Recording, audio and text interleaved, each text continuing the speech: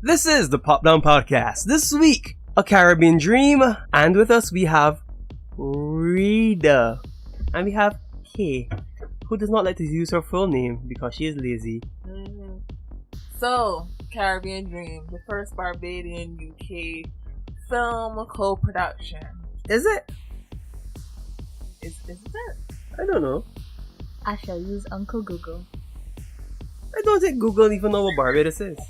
Well, there is a Wikipedia page with like Barbadian films on it, but I'm not sure how complete a list it is. So, alright, so A Caribbean Dream. So, I guess we're gonna give our initial thoughts, and then we'll go through as we normally do.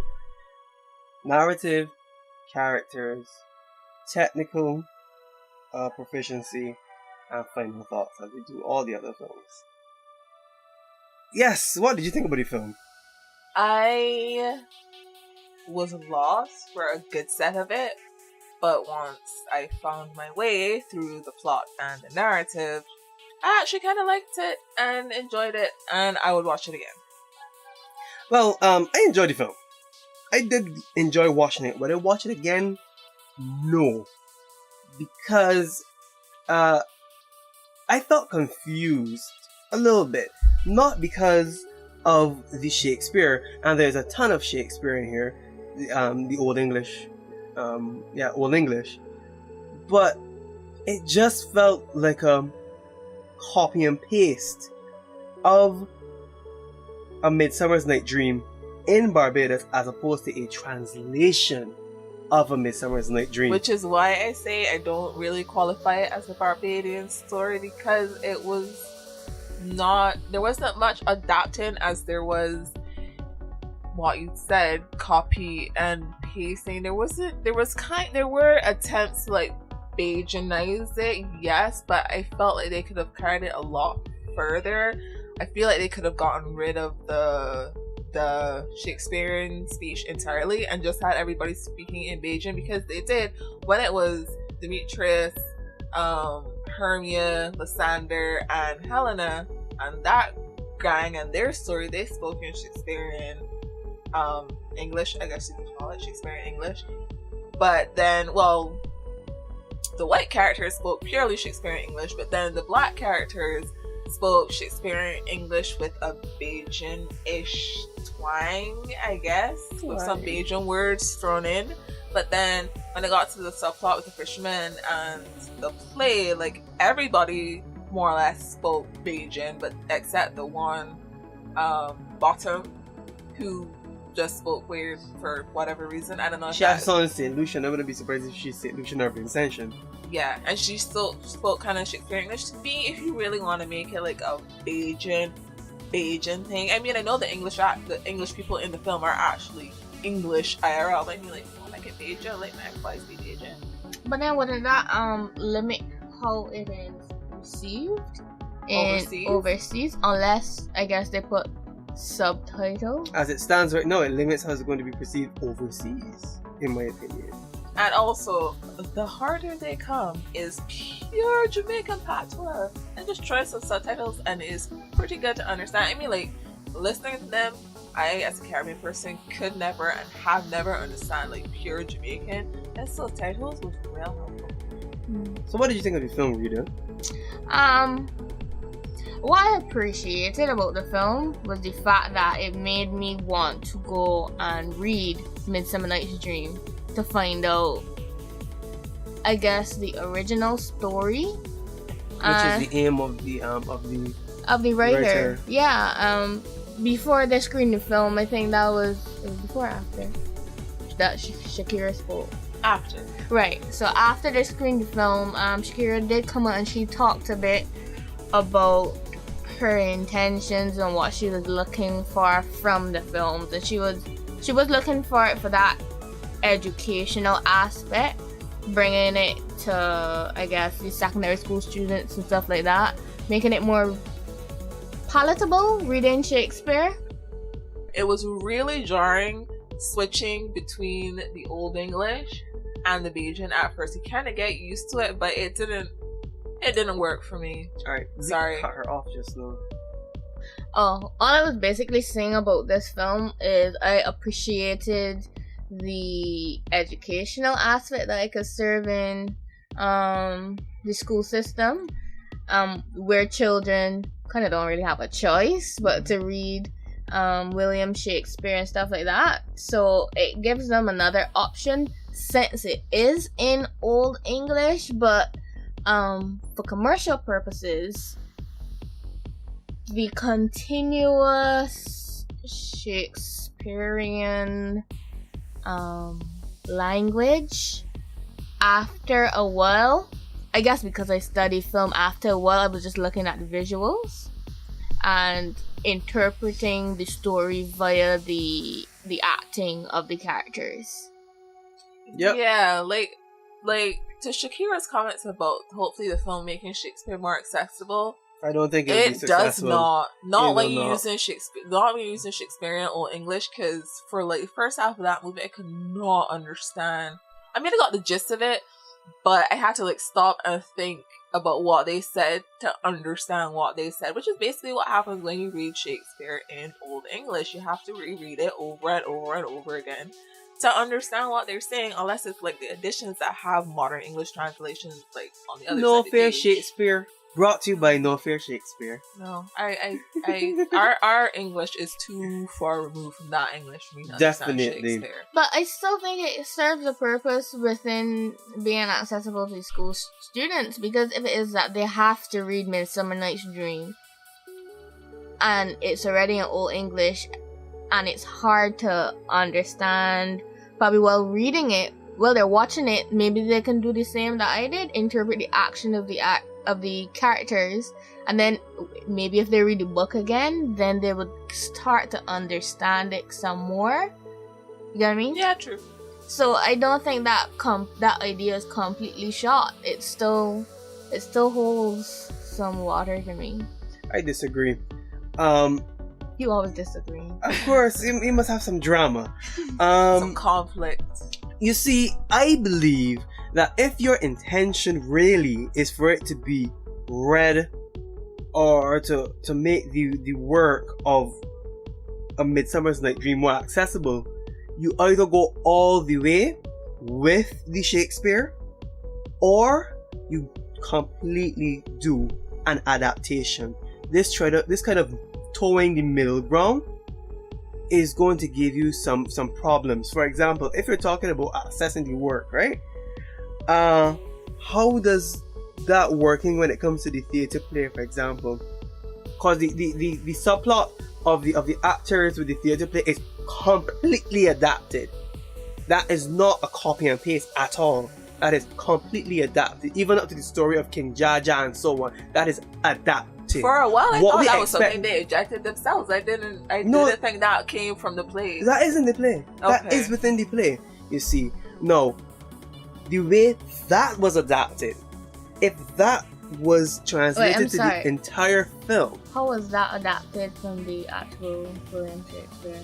No, that was in the story. That was in the final scene is with them performing the play. That is in the play. No, I thought you meant right. So it's not like a transliteration. Right. Just lift it from the text and then put it on was the adapted, right. and what they did with that subplot is wasn't. what we expected from the entire film. okay. Right, even up to using the constipation starch and that kind of thing. That is adaptation for Barbados now. That is the adaptation. But no, the constipation statue thing was a little disrespectful. I'm not disrespectful, cheesy. I don't mind that. I guess political correctness. So I thought it was funny, right? It was. Although it's cringy. literally a fart joke, kind of, if you think about Yeah. it. Right? But the way that was handled, that is adaptation. And I believe that is what we expected as an audience of the entire film. For the entire film to be placed in a Barbadian setting. Well, if you'd never seen the trailer, you would not have assumed that the entire thing would have been adapted. You would not. Actually, when I saw the trailer, I thought that that they were leading in the story with the Old English, and then somewhere along, well, not midway through, but if you get what I mean, at the beginning it was established in Old English, and then it would have gone into Bajan. I didn't expect the entire thing to be in Old English. English. No, the character, what? The one that turned into the sheep, right? Bottom. Right. Bottom spoke the Old English constantly, but they used the character Hook, Angelo's character, to be the translator for the audience. What she said? What she mean? You understand? Perhaps if you had taken one of the main characters, perhaps Zen?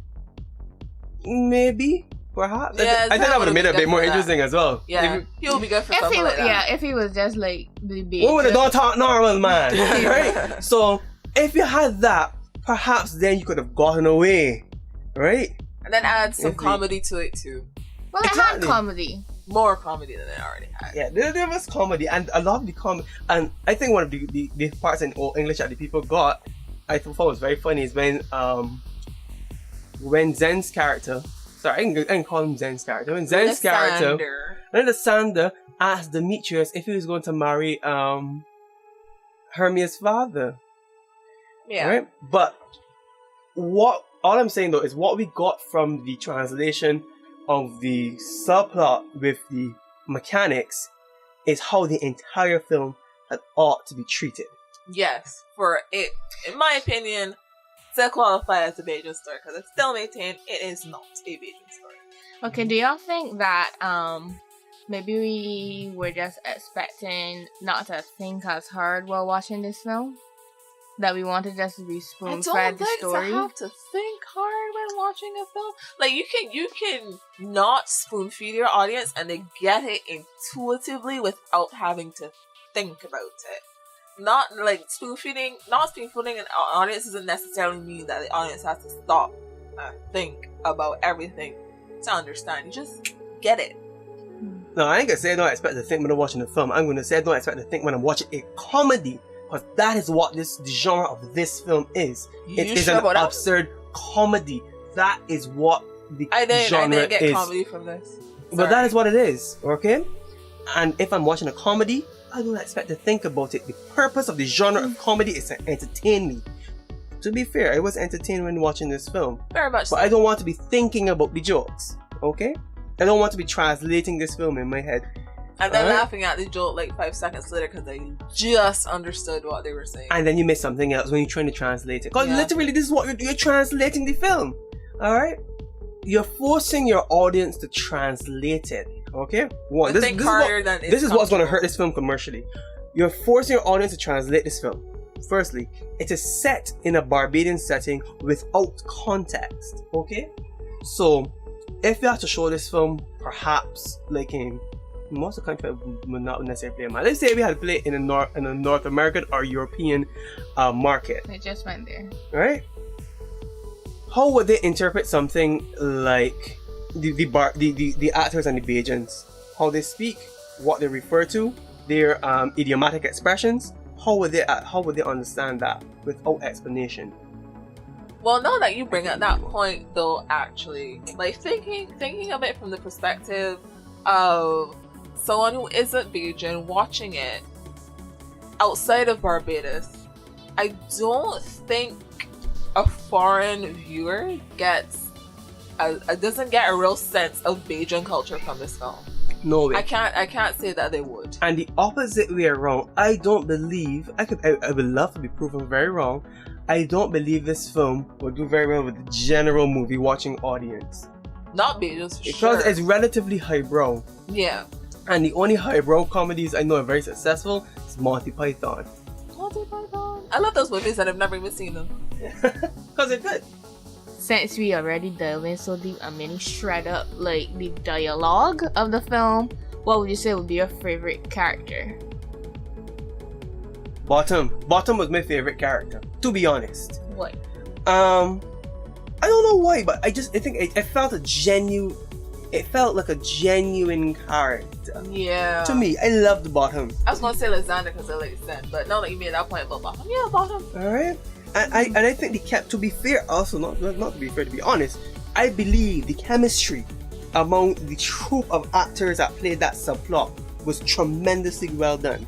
There was great casting in my opinion, especially Bottom. I don't know if it's because the her accent added a charm to her in some sense, as in all these rough Belgian accent that you got a more melodic accent with the Vincentian. So Said St. Lucia before. St. Lucia Vincentian, it sounded like that. That's what it sounded like. And I thought it was great. She was great, and she was my favorite character. If I had to rewatch this film, it would be to see her and how she did the acting with the troupe, especially how she did the acting with the when she was the black belly sheep. The black belly sheep, yeah. Mm-hmm. My favorite one was her. Okay, and then in terms, do you have glasses? Oh, I was gonna say like the acting on the whole, I think was pretty good. There were a few actors in the cast that didn't perform that well, and especially like when you compare them to the English actors. I don't know if they're like trained actors, especially with like Shakespeare, because a lot of English actors are trained in Shakespearean theater for some reason. But for some reason, well, I mean, Shakespeare and it's English, but like a lot of the really famous English actors that like hop over to Hollywood, they seem to be trained in Shakespearean theater. I don't know if that's like a general rule for English actors or not, but in my experience, that's what it's been. But yeah, for the most part, it has some of the best acting in a Belgian film I've seen so far. And Bottom was not Bottom. Who plays Bottom? Lorna Gale was the best at her by far for me. What is Zen's like real name? Lord Zen. Gerard Allen. Yeah, she should know. Yeah. Did very, very well. Also, the English actors were good, I guess. But who was the other person that I liked? Helena, for me personally. Yes. What's her real name? Keisha Pope. I really liked her too. I really liked her acting too. Yeah, but overall, I don't think the acting was I don't think the acting was bad. Let me think. Yeah, I can't think of anybody who was like, oh my gosh, why are you on the screen? I can't think. Although, again, best acting in a Belgian film that I have ever seen. To be fair, he's my friend, but I can talk frank. It's not his fault. But when I see Adrian Green, it was like, this man going paper mache? The costume I had to do for him, he was like, oh my gosh. It was, I don't think it was that good. You mean when he was Oberon? Yeah. It looked like he had on a paper mache hat, B. I didn't notice, to be honest. I personally liked the theatrical elements introduced into this film for the purpose of the story and for the purpose of it being an adaptation. Give an example. So, like, for example, while the lighting in the pond may have been a bit bright for film, because I know that this is an adaptation of William Shakespeare and it is a play on theater, to me, I appreciated that. I think that the lighting worked very well for what it was. Fantasy. Even though the pond and so on may look a bit bright or a bit obvious where the lighting source is coming from, I thought that it worked for what it was. Alright? I love the costuming on the whole. I just didn't like Oberon's costuming. But then you just explained how it works, how things worked for this film because it is a fantasy. Yeah, but that doesn't excuse. Well, maybe it looks like paper mache because Oberon's crown is made of leaves and mud. Exactly. No, it looked like Becca paper mache. It didn't even fit his head properly, man. Come on. Speaking of clothing, I was kind of confused as to why Hermia undressed in the middle of the people's like backyard. Upon her address, like, cause she a rebel family. You're not gonna go back inside to she a rebel? No. I thought it was fine. I think it showed that she's a rebel and she was like ready to left the joint. I think that the thing that stood up most to me about some not so great decisions about directing is the fight scene. Right? I thought the man was gonna just do like a girly hand fight with this like. Oh, that would have been hilarious. I know, cause see, I don't know how to describe it, but some of the camera angles used for that fight scene, I think, could have been planned a little better for more dramatic, comedic impact. For example, when they're fighting and it's Hermia that falls. No, Helena. Right. You mean when they both fall down? When Helena falls down the when Helena falls into the Ditch. whatever we want to call it, Gully. right? And they say Helena, right?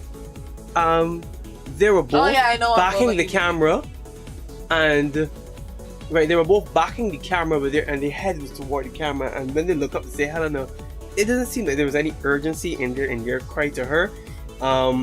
It was not impactful, so it doesn't seem like their movement was big, like, oh my gosh, Helena just fell down, we have to save her. I don't think it was well directed. The fight scene within itself, it didn't look comical, it didn't look punchy, it just felt flat. It didn't seem like it knew what the urgency of the conflict between the two characters.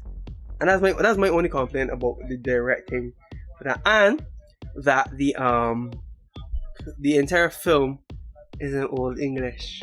So those are the only two things I would not there for directing for me. The cinematography, I think the film looked really well polished, especially in the beginning.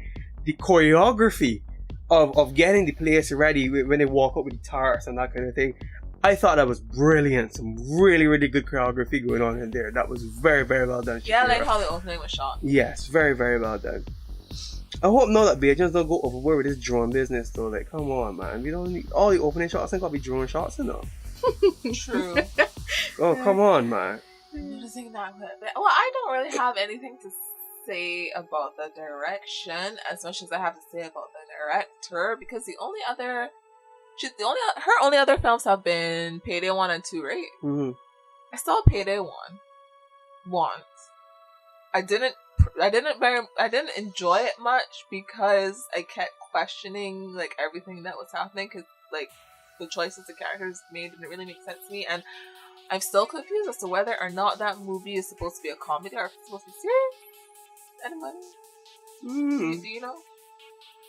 I haven't watched the films. I have to watch them. Well, I haven't watched the second one like yet. It's not even on DVD yet. I don't know. That's probably some way hard drive somewhere.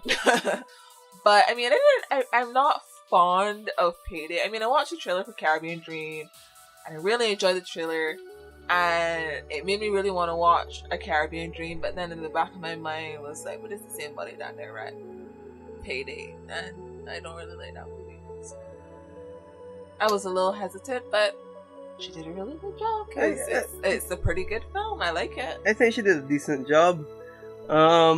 As it stands, in my opinion, it's the best made Barbadian feature film. Yeah. I don't think it qualifies as Reyda like, just breathed real hard, so I want to hear what she gotta say. I am sorry, but for like the entire intro of this podcast, y'all talk about this is not a Bajan film. Oh, I never said so. I said She it's not said a that. Bajan story. It's a Bajan film by virtue of the writer, director, producer, and main cast being Bajan, but the story is not Bajan. Okay, thanks for that clarification. Go on. Right. So what I was saying was that I wouldn't really qualify it in the same category as like The Harder They Come or Dance Hall Queen, in that it's like a quintessential like Bajan film. You can point to a classic Bajan film, you can point to a classic Jamaican film. Is it because this film, like Harder They Come, was based on the lower class story? No. So do we always think that because Yes. if it's Not Caribbean that we have to You can have... say not necessarily, you can question it. I say yes, because the culture is determined by the way of life of the poorest people in this country, because those are the ones who are who has to use their ingenuity to solve problems. And because of that, they create a unique way of living to deal with their problems. I will say yes, because we have not had a film dealing exclusively with the poor class of Barbados. We have not had that quintessential film of Barbados. Sorry, it has to be a drama. A film, Yes. it will have to be a drama. Yes, and I agree with your point, because like a lot of the cultural hallmarks of like the food and the language and everything that makes Bajan culture has to do with the stuff that slaves had to come up with in order to make their living situation. I'm speaking generally, because it's true. let's remove it from Barbados. Let's look at German expressionism. If you look at Italian neorealist, if you look at the Soviets, they were working from a point of view of lack. Yeah. They lacked. So therefore you had to be creative in doing what you wanted to do. And because of that, you came up with a unique form. Alright? So I was even arguing this Well, with... I didn't mean it that far, as in, like, we have, like, a Barbadian filmmaking style or technique or form. I mean, like, you can, with, like, the all of that, dance all of that plays into that, because all of that played into Dancehall Queen. I have all never of that seen played that into but I know it's it online. film. All of that played into Dancehall Queen. That played into The Harder They Come. I love that Right? movie. So do you think that you would class Bazadi as more of a Caribbean film than a That Caribbean is a dream? Bollywood film We didn't set. even get to Bazodi yet. We know what Caribbean. I don't think we know what Caribbean. No, but I'm just saying, because, you know, you just said we spoke to culture. Romario determined, or he made that decision for himself, that it has to be about the lower class or the poor citizens. And I mean, If you disagree, fine. yeah, like, everybody has a story to tell. Like, whether you find it relatable or not is another question. Definitely. But whether it doesn't matter, like, which class of society you come from, you're gonna have a story to tell. You're gonna have your own types of struggles. Mm-hmm. And I believe, like, everybody deserves to have their story told. I mean, like, if the issue for the characters in this story is that they can't find entertainment for their wedding reception, I mean, that is their own individual problem by itself. It may not be that they can't afford to get married, and I don't know, I'm trying to relate this to something. I understand, but You get what I mean? I understand what you're saying, but what I am saying is that for it to be quintessentially a marker of any particular culture, it has to be of the poorer class. Why? Because the richer folks could afford to import a culture from somewhere else. They could afford to solve their problems by importing whatever they need. They have the cash to do so. Therefore, they would have very, very strong influences from wherever they could afford to import from. Right? That's how I see it. I could be very, very wrong. People disagree with me. I understand that. But I still believe that for something to have its essence in a particular way of life, it must come from the poor classes of that place. What, you want a sponsorship?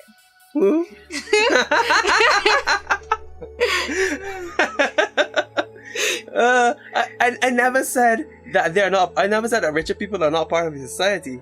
I'm just saying that their culture is not tremendously unique enough to be used as an identifying marker to be of a particular place. But that reminds me of that Brazilian film that we watched. Which one? The one where it was highlighting the higher society in Brazil and how they seem to be blinded. Not City of God. That No. is. No, you see, City of God talking about the poor is seen as a quintessential Brazilian film. No, I am not saying that it's not. That it won't have the same level of drama as if it was a story of somebody coming from the bottom. Because I mean, like, from the beginning of storytelling. No, that's not true. Aristotle believed story should be about noble men. Anyways. You don't mean Orpheus? No, not Orpheus. For the last of the film. It was about drugs and stuff like that, but like. Are y'all Brazilian film class? Y'all weren't in my Brazilian film class. Y'all probably watched a different set. I don't know. No, we had the same list. Same list. I can't remember like some of the later films I watched in that class. But anyways, that film particularly, it had story and it was dramatic and it wasn't. It did speak about it came from the It came from the perspective of the higher class. It did, but there wasn't it done in juxtaposition to poor classes. I don't remember it being exclusively of the class. It was the main character. It was from her perspective. She was of the higher class of society. Now, you don't mean the one with the woman that saw the little boy at the train station? No. That is Central de Brazil. What are your final words on this film? It is not a film. I knew you was gonna say that. It is not a film. My gosh, can you not leave something for a second? It is not a film. Listen, guys, a film is something that is Payday is a film. Okay. I can't think of any other. I know what you mean. The only film that I could think about is Gutter and Beijing Gunplay. Good.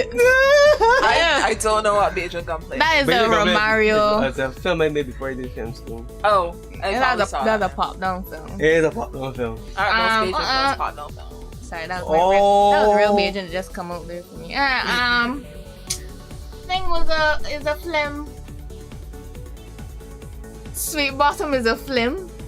Is Sweet Bottom a film? I think Sweet Bottom is too clean to be a film. But how you meaning? Too clean? Like, well, not the story. The story is a mess. The story, the plot is dear. a mess. Oh yeah, so therefore it's a film for real. Well, I guess you could call it a film, but like with the cinematography and the editing, it's very proficient in the technical and the What? We watched the same film? It's fairly proficient in the technical. Sweet Bottom in terms of like cinematography, but the story and plot of that movie are a mess. But that's a whole nother discussion for another day. Whether it is a mess or not, it is a film based in Barbados. It is a Barbadian story. So Barbadian character as a Bajan story. The way you're looking at it, technically, it by Romario's definition, a film. It is a film. Yeah, it's a film. So Sweet Bottom would be classed as a film. Yeah. I know what you mean by film. But we have strayed so far from the initial question. Film as is something that like real pop down, but okay. No, Sweet Bottom. I would not label Sweet Bottom as pop down. Right, that's why I said it's not a film because it's not. This podcast is a film.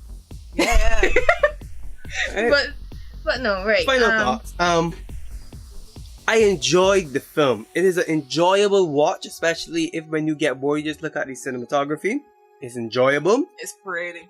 I would not watch it again because it does not invite me to watch it again. It is not that thrilling to watch again. It's a good, enjoyable film to watch, so you should go watch it. I think, especially in the cinema, we could see it on a very large screen. Yes, for the experience of like a Beijing film that like anybody could say is good.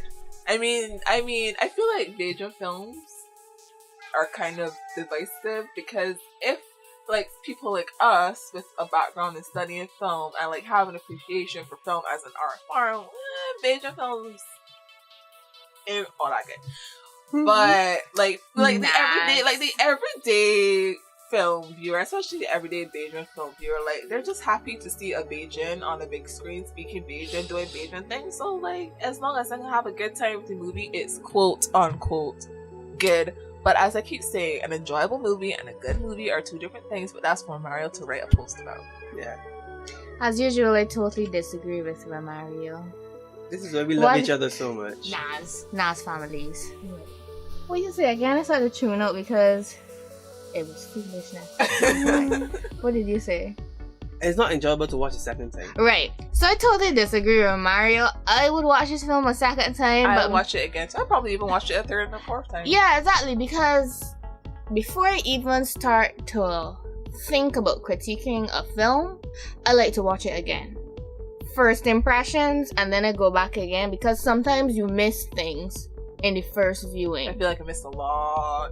Right, especially a film like this here, which uses Old English. This is something that I would love to watch again. Probably more to dissect the dialogue between characters and not just read the acting alone. Right?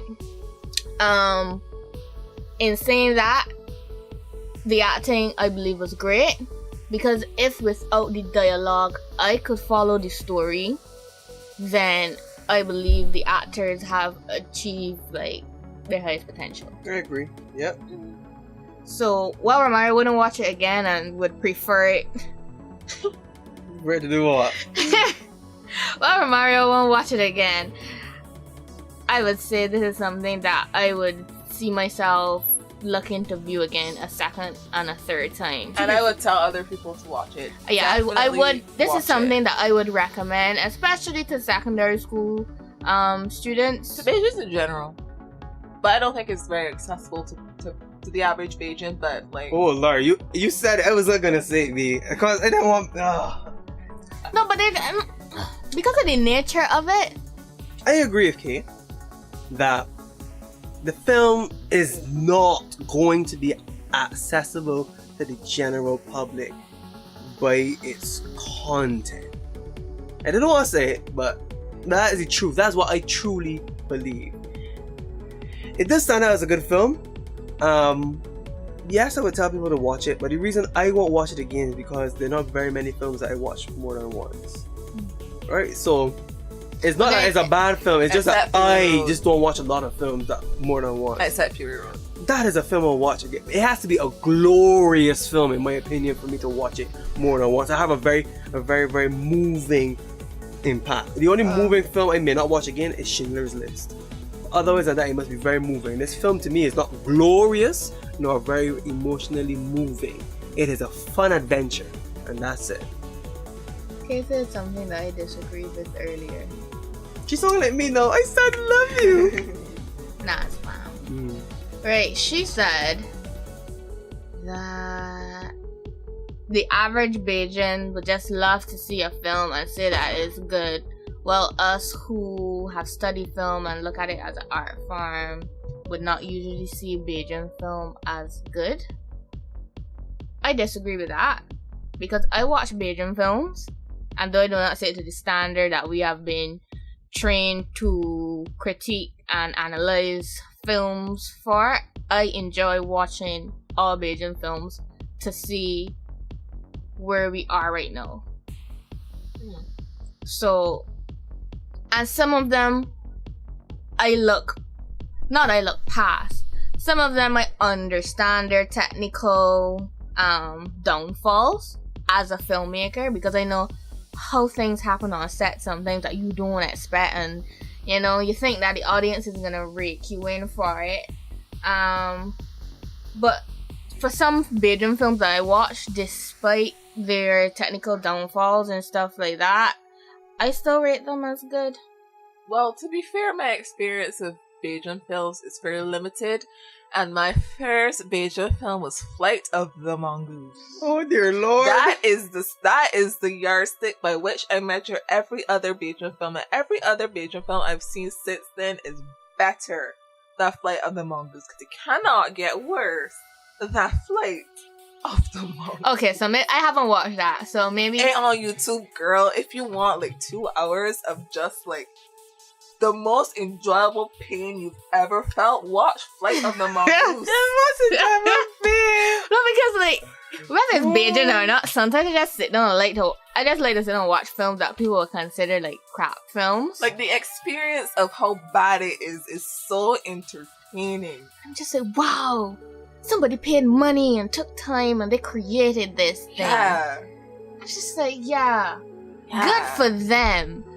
That's usually how I end films. My critique of films when I don't see them as the highest standard. I mean, if the ones I've seen had like what I felt was a cohesive story, and a lot of them that I've seen don't have cohesive stories, then I could forgive them the technical aspects. Because there are a lot of films that I watch that are like Hollywood films, I guess you could call them, non-Bajan films or whatever, and the technical is bad, but the story may not be that great, but it's serviceable. It's a competent enough story that you can follow, and it's cohesive. So like I can forgive the technical if the story is good enough, but for the most part, like, no, not in my experience of Bajan film. This has been Popdown Podcast. Remember to like this video if you enjoyed it, like us on Facebook, follow us on Twitter and Instagram, and subscribe to our YouTube channel.